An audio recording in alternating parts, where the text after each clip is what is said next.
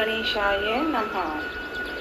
प्रथम करो गुरु वंदना, द्वितीय आदि गणेश, तृतीय सुमिरो मां शारदे, मेरे कंठ करो प्रवेश। ओम नमः शिवाय। रामायण की गाथा निराली। कल हमने अवधपुरी में राजा राम का जन्म महाराज दशरथ जी ने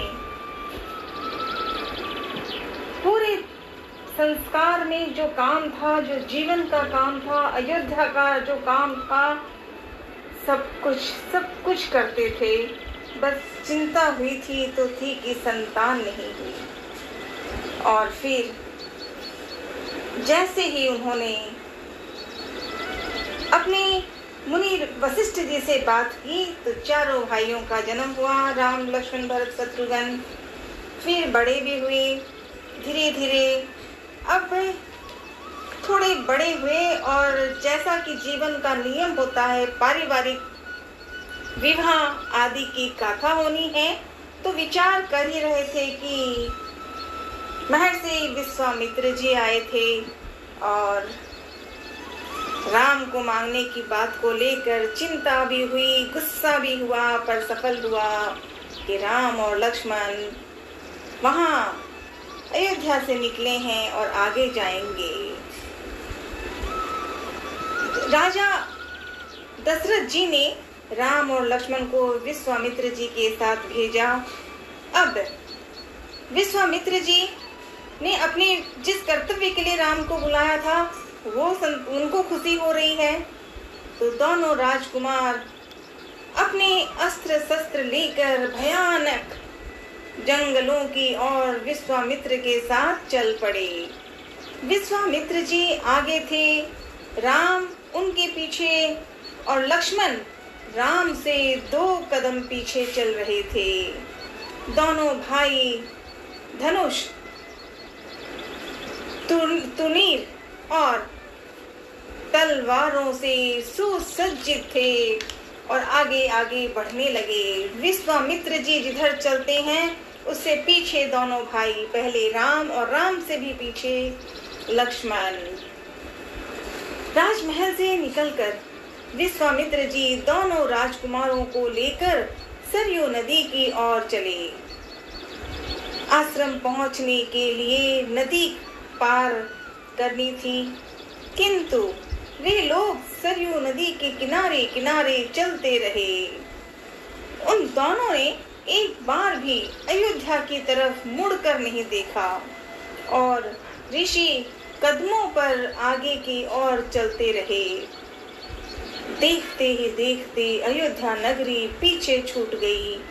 दोनों राजकुमारों के चेहरे पर थकान नहीं थी, मुस्कान थी और कर्तव्य को अच्छी तरह निभाने का जो धर्म उन्होंने अपने पिता दशरथ जी से सुना था और आज मुनि विश्वामित्र जी से सुन रहे हैं, बस वही करते थे दोनों भाई। वे उत्साहित कदमों से आगे बढ़ते ही जा रहे थे। सूरज ढल गया और शाम होने लगी। पशु पक्षी अपने घरों की ओर बाहर घरों की तरफ लौट कर आ रहे थे।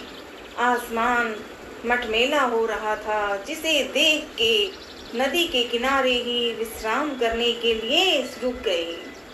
महर्षि विश्वामित्र जी ने मुस्कुराकर राम से कहा कि मैं तुम दोनों को कुछ विद्याएं दिखाना चाहता हूँ, देना चाहता हूँ, सिखाना चाहता हूँ।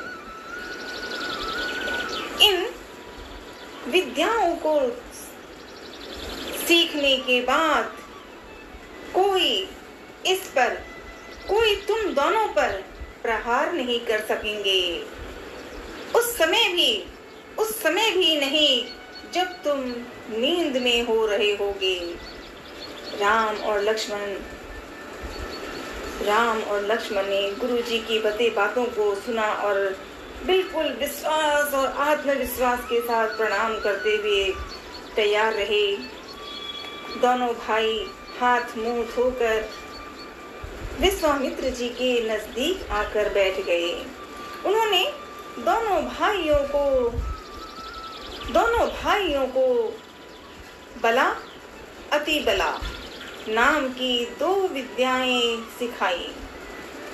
उसके बाद तिनके और पत्तों का बिस्तर बनाकर उन लोगों ने बड़ी रात बिताई। वे नींद आने तक, जब तक नींद नहीं आई तब तक आपस में बातें करते रहे और ये बातें ज्ञान की भक्ति और एक विद्याओं का जो धाम था वो विश्वामित्र जी से दोनों भाई ले रहे थे। सुबह हुई, फिर वे दोनों नदी के किनारे चलते चलते संगम पर पहुंचे, जहां 2 नदियां आकर आपस में मिलती थी। राम और लक्ष्मण महर्षि की बात को ध्यान से सुनने के लिए उनके ठीक पीछे चलते रहे। महर्षि विश्वामित्र जी रास्ते में पढ़ने वाले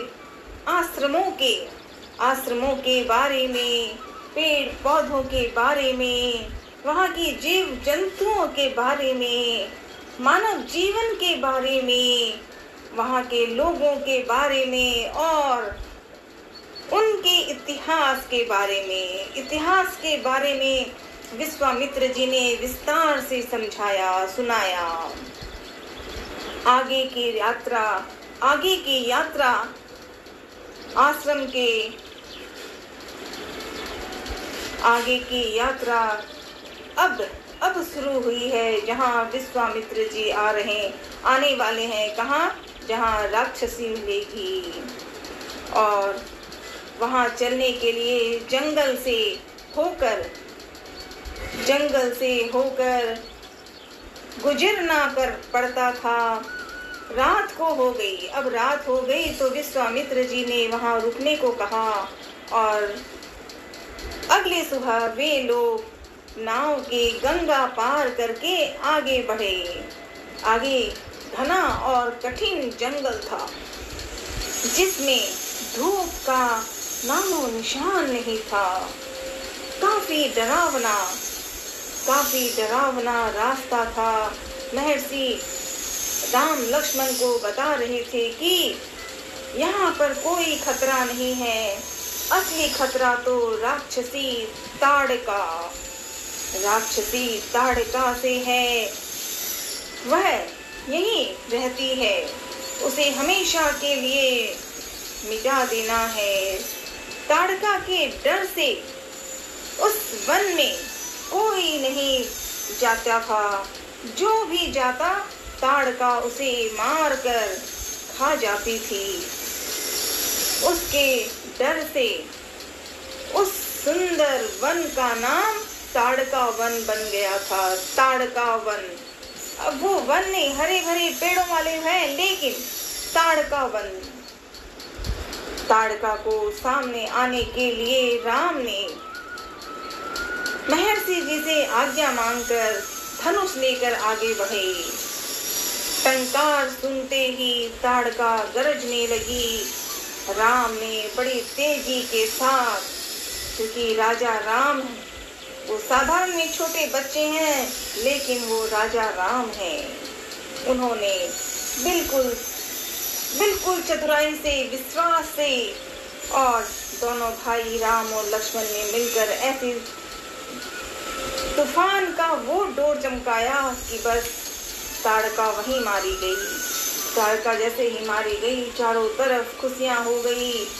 विश्वामित्र जी के मन में वो उसी राम को लेकर आए थे विश्वामित्र जी अयोध्या से, कि उसे राम को लाना है, ताड़का को। और यही ताड़का आज मारी गई। दोनों भाइयों को जब उन्होंने ताड़का को मारने के लिए जो किया, विश्वामित्र जी के मन में ऐसा अनुपम, ऐसा आदर आया कि उन्होंने दोनों भाइयों को आशीर्वाद दिया। उन्हें अस्त्र शस्त्र के बारे में बहुत सारी विद्याओं को और समझाया। ताड़का का वध करने जब ताड़का का वध हो गया तब वहाँ के जो लोग थे, वहाँ के जो लोग डर के मारे अंदर से बाहर से अंदर तक नहीं बोल पाते थे, उन लोगों ने निर्भय होकर बड़ी बड़ी रात बिताई, खुशी भी हुई।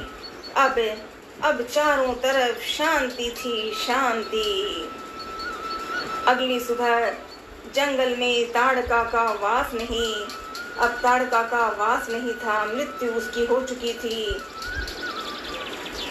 और पत्तों और हवा की सुंदर मधुर मधुर ध्वनि आवाजें गूंजने लगी, प्राकृतिक सौंदर्य का आनंद छा गया। वे सभी आश्रम पहुंचे। आश्रम वासियों ने उन लोगों का अभिनंदन किया। वे लोग काफी खुश थे। विश्वामित्र जी के आगमन की स्वागत करने के लिए खुशी की सबने, और राम लक्ष्मण के लिए तो सबने, जैसे छोटे बच्चे का प्रेम है राम और लक्ष्मण, तो उस रूप में प्यार, और राम और लक्ष्मण के रूप में ताड़का का वध करना, ये उनकी बहादुरी और वीर शक्ति की बात के लिए सब लोग नाचने लगे, गाने लगे तारीफ से। विश्वामित्र जी यज्ञ की तैयारी में लग गए। आश्रम की रक्षा के लिए राम और लक्ष्मण को जिम्मेदारी दी, और राम और लक्ष्मण तो कहते हैं कि सांस बाद में ले और काम पहले करें। राम और लक्ष्मण ने जैसे जैसे विश्वामित्र जी ने तैयारी के लिए बातें बताई, आश्रम करने की जो पूजा करनी थी वो सब की तैयारी किस तरह से करनी थी, क्या करनी थी, दोनों भाइयों ने बिल्कुल प्रेम से शुरू कर दिया। 5 दिनों तक विश्वामित्र जी अपने यज्ञ में लगे हुए थे। बड़े शांत प्रेम भाव अपनेपन से वो हो रहा था। तो 5 दिन जब पूरे ऐसे हो गए तो लगा कि मानो अब कुछ बुराई नहीं है, लेकिन राम और लक्ष्मण वो हमेशा उपस्थित रहते थे, हमेशा वहाँ। उसी समय वो जब 5 दिन हुए उसके बाद वहाँ पर राक्षसों को वहाँ पर अभी दिखाई नहीं दिए, पर आवाज गूंज गई और समझ में आया कि कोई ना कोई रावण यहाँ आए हैं, राक्षस यहाँ है। दो राक्षस, सुबाहु और मारीच। सुबाहु और मारीच राक्षसों के दल बल के साथ वहां आ गए। वे दोनों राक्षसी ताड़का के पुत्र थे, वही ताड़का जिसको राम लक्ष्मण ने शुरू की थी कि कैसे यहाँ पे लोगों के लिए, देवताओं के लिए, मनुष्यों के लिए, पेड़ पौधों के लिए खुशी का समय जो था वो इसलिए नहीं हो रहा था कि ताड़का थी, और ताड़का जब मारी गई तो आज जब 5 दिन हुए यज्ञ हो रहा था तो दोनों भाई आ गए। राम ने राक्षसों को देखते ही मारीच पर बाण चलाया। मारीच गिरा तो सही, मूर्छित तो हुआ, लेकिन मृत्यु नहीं हुई उसकी, और वो वहां से भाग गया। लेकिन अब वो मरा नहीं, लेकिन दूर चला गया, वह दक्षिण की ओर भाग गया। अब राम ने सुबाहु, ताड़का का दूसरे पुत्र सुबाहु की तरफ बाण चलाए, और सुबाहु का वहीं पे अंत हो गया। ऐसे होते ही चारों तरफ लोग डर गए। डरना भी था क्योंकि 2 राक्षस फिर आ गए थे, लेकिन दोनों भाइयों ने, राम और लक्ष्मण ने, बड़ी चतुराई से भी और विश्वास के साथ कि जो हमें करना है वो करना ही है। और इस तरह से विश्वामित्र जी के मन में बड़ी खुशी हुई कि जिस पूजा के लिए, जिस यज्ञ के लिए वो राम को बुला रहे थे, आज राम ने सब कुछ कर दिया। ताड़का भी मारी गई, सुबाहु भी मारा गया, लेकिन एक भाई वहां से भाग गया था, और वो था मारीच।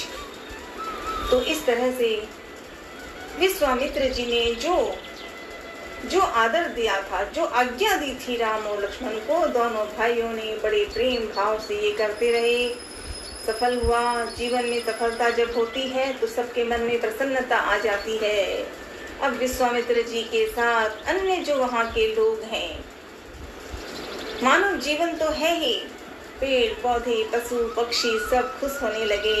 अब ताड़का मारी गई है, सुबाहु मारा गया है और वहाँ के जो संकट थे वो खत्म हो गए और आनंद मंगल हो गया। और ये आनंद मंगल के कारण के लिए डर था वो ताड़का तो राम और लक्ष्मण थे। चुटकी भर में ही उन्होंने ठीक करवा दिया, नए जीवन में पहना दिया उनको। ताड़का इस दुनिया से चली गई। विश्वामित्र जी प्रसन्न हो गए। ये है हमारे राजा राम और लक्ष्मण की गाथा निराली।